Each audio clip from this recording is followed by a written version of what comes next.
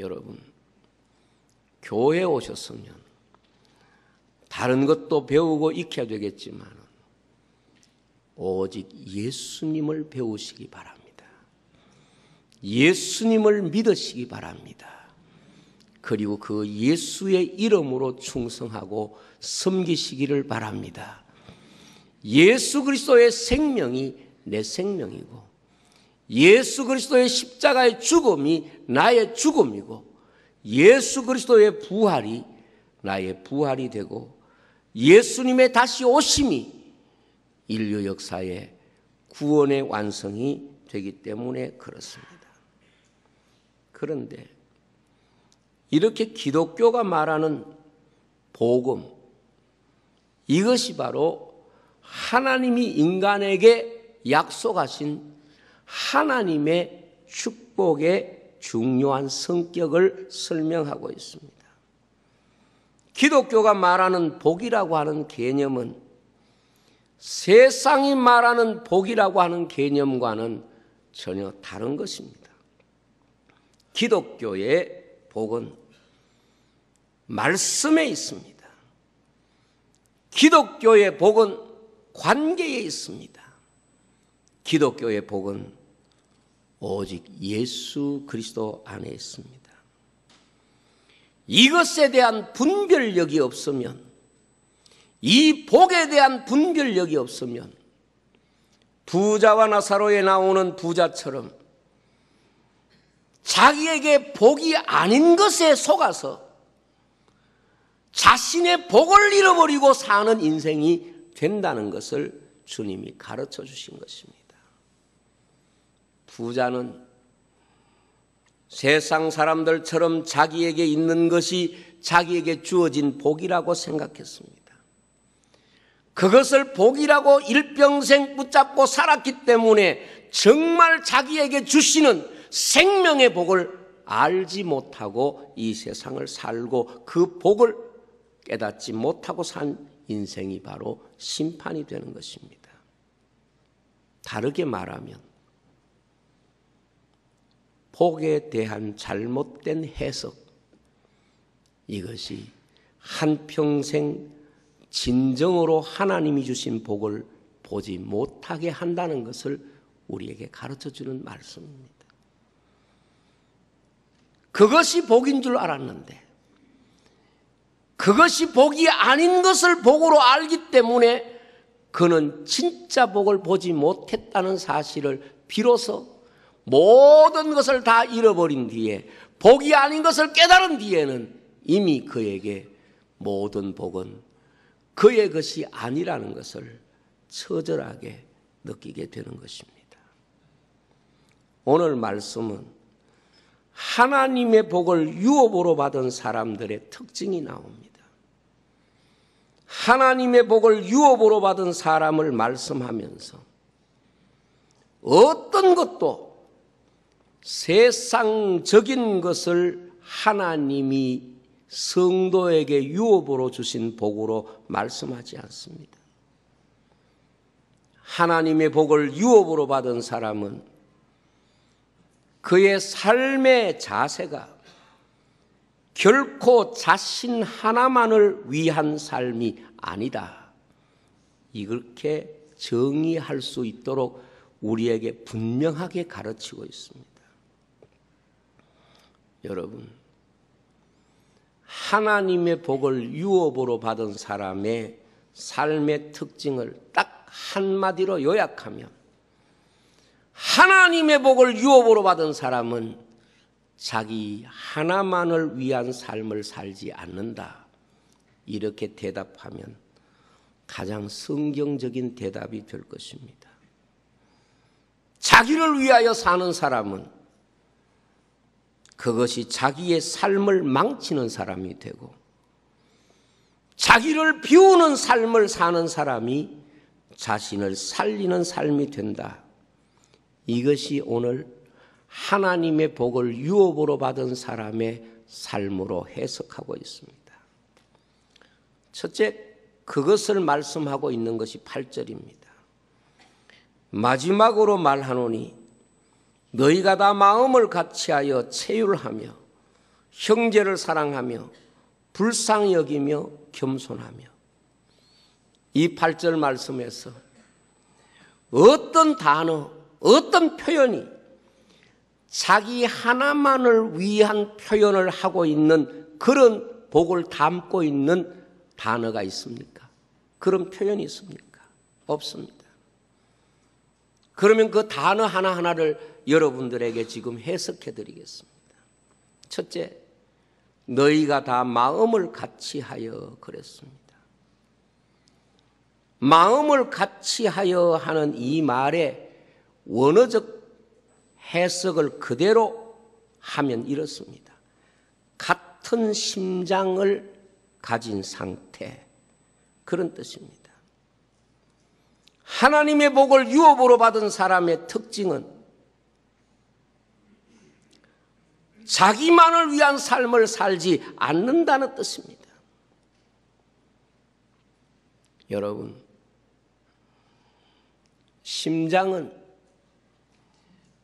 그 심장 하나만을 위하여 존재하지 않습니다.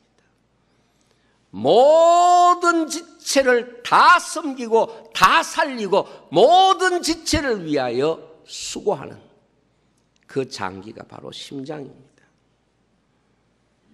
예수님이 말씀하신 하나님 나라의 모든 복은 다른 사람에게 복이 될 때에 비로소 자신에게 복이 된다는 것을 항상 말씀하셨습니다.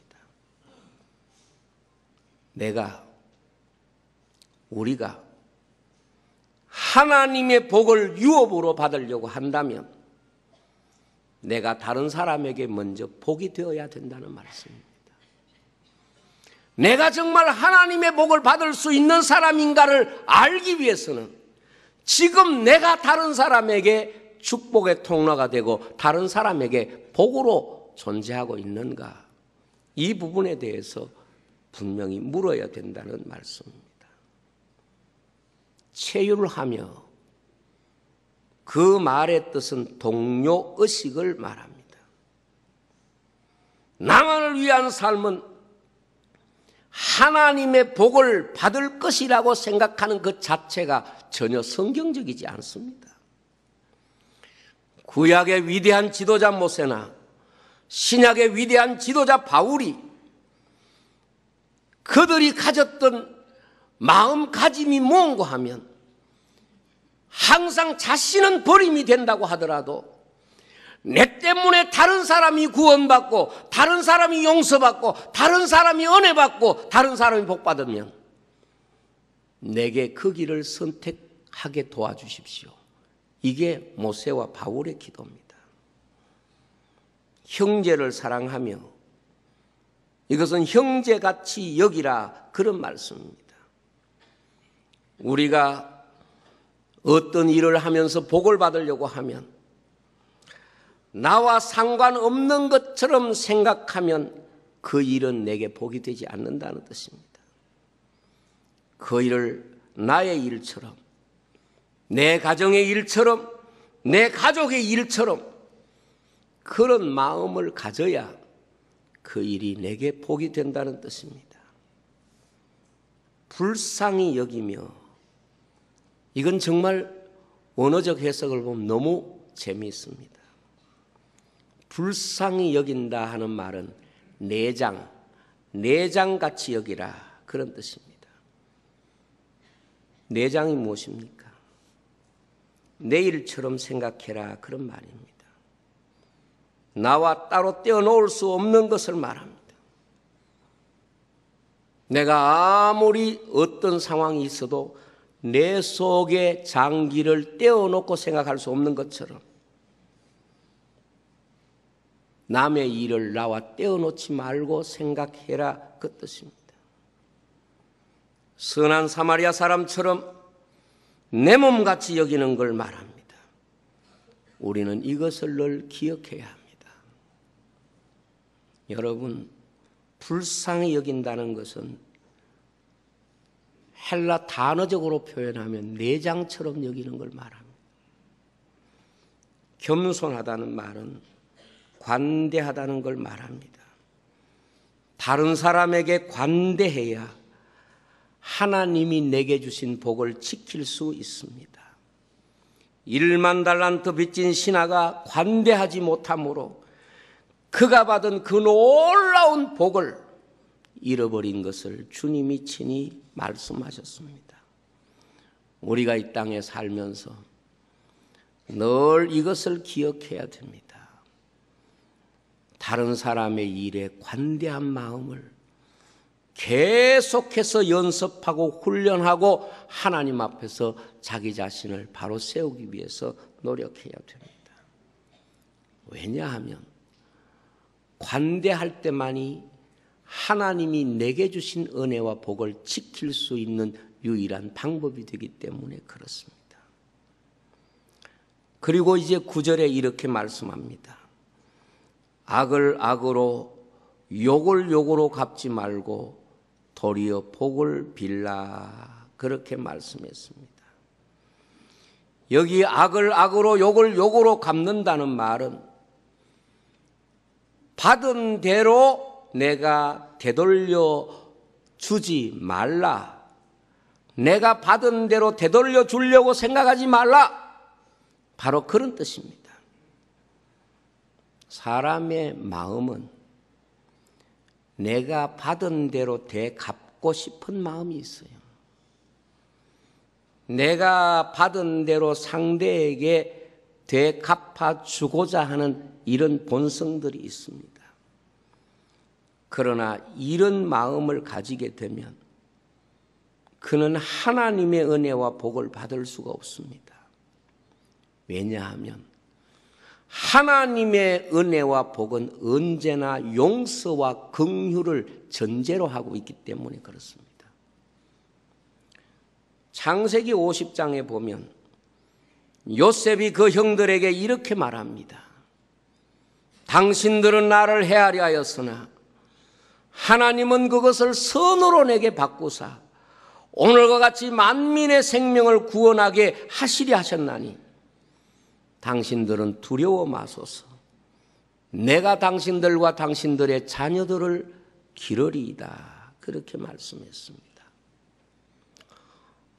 요셉은 형제들의 시기를 받아서 17살 소년 시절에 애굽의 노예로 팔려갔습니다. 하나님이 그와 함께 하심으로 온갖 억울함과 아픔이 있었지만은 30세에 애굽의 총리가 됐습니다.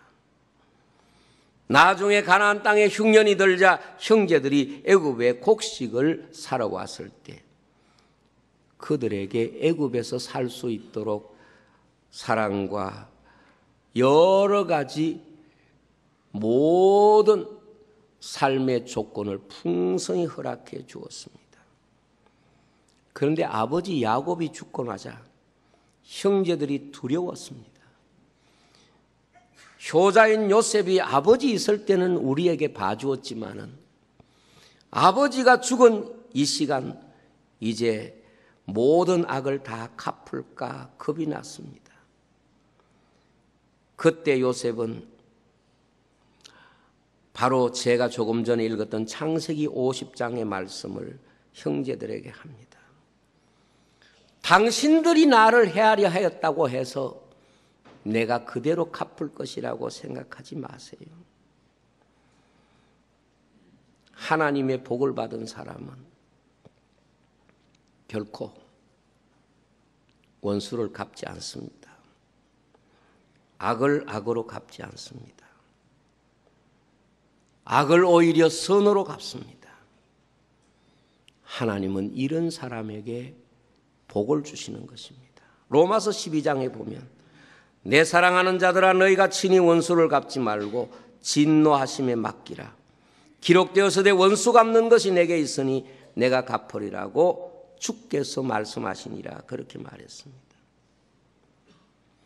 세상에 많은 불행들이 왜 있다고 생각합니까? 가정이든 사회든 교회든 심지어 국가든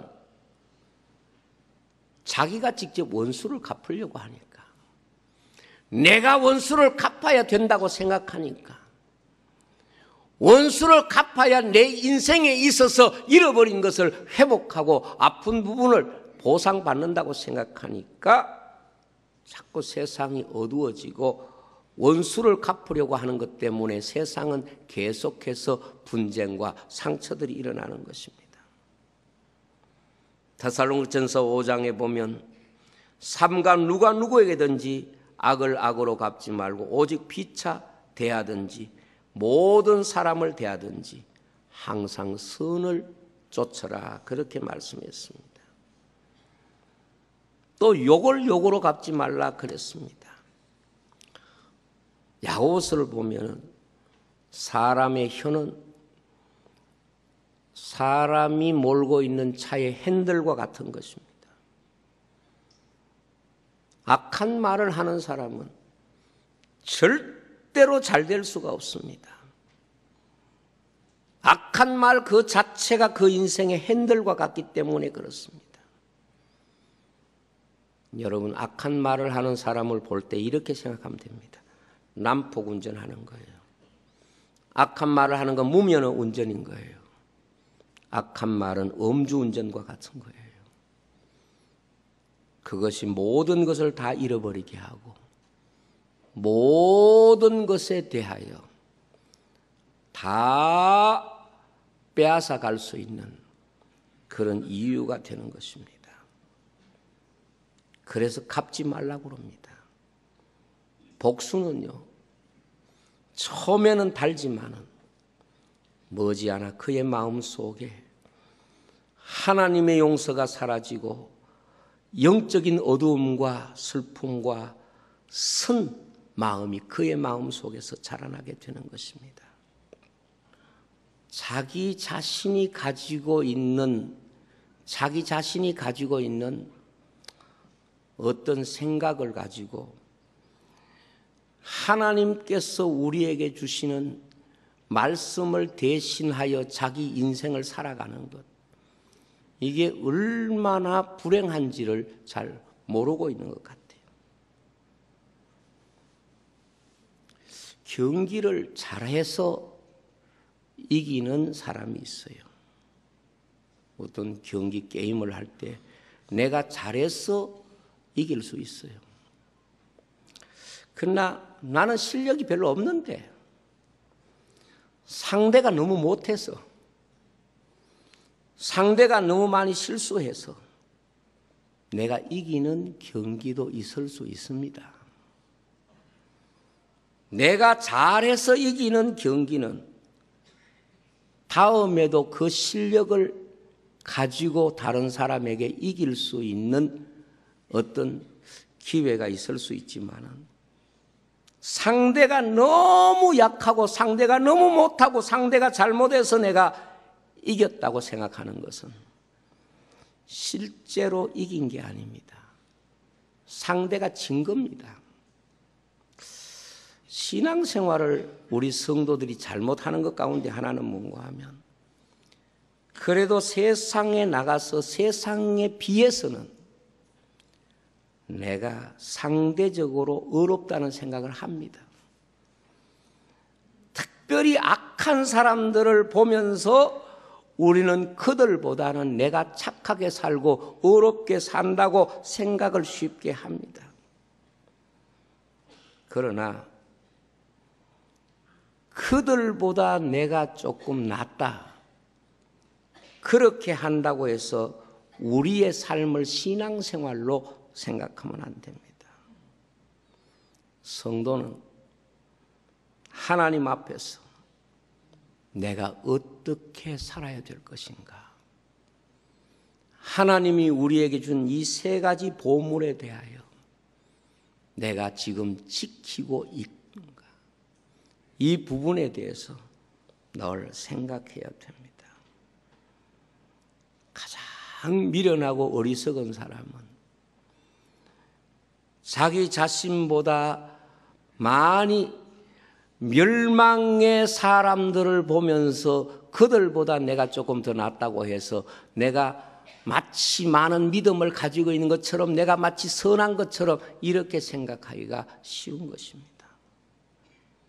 그러나 은혜를 받은 사람은 하나님 앞에서 자신을 볼 때 세상 사람들이 다 박수치고 존경하고 바로 산다고 하더라도 그 스스로 늘 부족함을 느끼고 겸손할 수밖에 없는 것입니다.